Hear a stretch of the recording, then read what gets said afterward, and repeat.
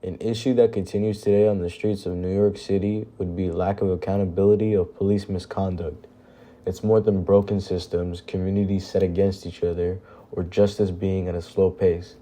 It's serious and a real long-standing problem that needs correction. For several years now, the NYPD has been aware of excessive use of force, racial profiling, and failing to discipline officers who committed wrongdoing. The history of mistrust between police and minority communities, especially Black and Latino communities, began in the 1960s, a time when tensions between communities and police became very high. One of the most important events to show police brutality was the Harlem Riot of 1964, caused by the death of James Powell. James Powell was a 15-year-old Black teenager. On May 12, 1964, he was shot and killed by an NYPD officer named Thomas Gilligan. Earlier in the day, Powell had gotten into a small fight. Officer Gilligan said that Powell came at him with a knife which made him shoot. Witnesses says James had no knife and only raised his arm for defense. Powell's death sparked 6 days of protests and unrest in Harlem, starting the Harlem Riot of 1964. The riot was an immediate response to police violence and the lack of responsibility in the light years of growing tensions between the NYPD and the Black community. This incident portrayed the racial and social disparities inflicted on communities of color by police very clearly. The year 1999 marked yet another sad incident in increasing the mistrust between the NYPD and the minority communities. Amadou Diallo, an immigrant from Guinea, aged 23, was shot to death in the entrance of his apartment building in the Bronx by 4 undercover NYPD officers. The officers stopped Diallo thinking he was reaching for a weapon and began to shoot.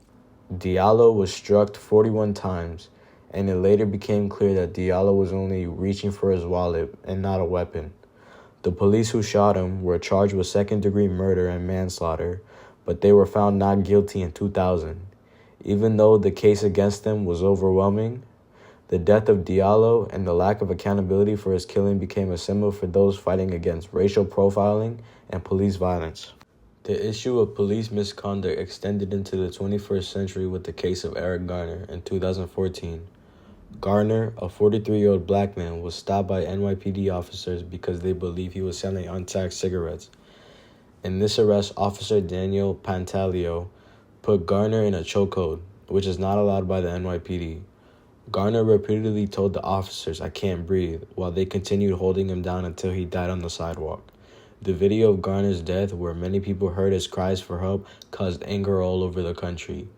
Even with clear video of excessive force, the grand jury declined to indict Officer Pantaleo, and he was never charged in connection with the crime. The words "I can't breathe" became a rallying cry for the Black Lives Matter movement, a reminder of the ongoing struggle against police brutality. But in an alarming trend, even when proof of police wrongdoing is clear on body cameras or cell phone videos, courts often support the police.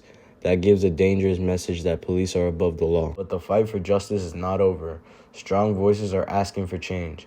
Leaders like Mayor Eric Adams, Representative Alexandria Ocasio-Cortez, and Governor Kathy Hochul seek change in police practices.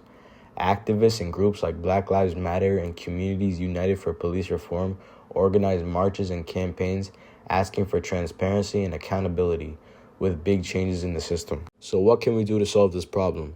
First, we must support reforms that make police accountable for their actions. One possible solution is to create a separate system to oversee the police.